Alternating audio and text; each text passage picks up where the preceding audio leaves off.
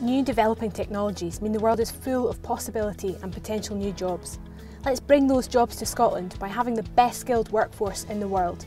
But let's make sure that women have equal access to those jobs as well. This means tackling the gender pay gap and tackling low pay. It's not about the elite, it's about role models at every stage of the journey.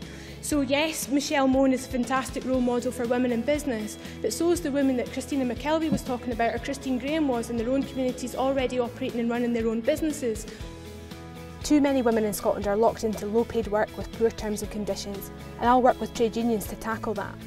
But too many women are locked out of the jobs of the future too, because they're less likely to study the subjects and get the skills that they need. Science, technology, engineering and maths. These subjects women are least likely to do, and the areas where future jobs are most likely to come from.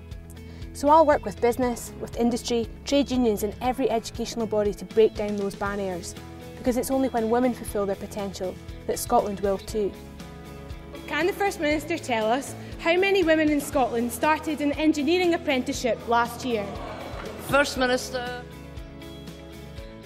The cuts to colleges are hurting women the most. That's women who want to get a better education so they can get a decent job. My grand's generation were the first to go out to work. My mother's generation, the first to have a career. The generation that comes after me needs skills not just for one job, but for an ever-changing world. That's exciting, thrilling even, but being ambitious for Scotland's future means having high hopes for kids in our schools today. That's why I'll make tackling educational inequality central to my leadership of the Scottish Labour Party.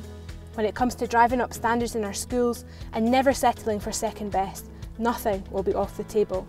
But here's one idea that's firmly on my agenda: role models.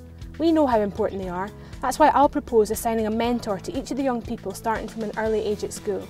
Someone who can be a champion for industry, science and business and show our young people what opportunities exist.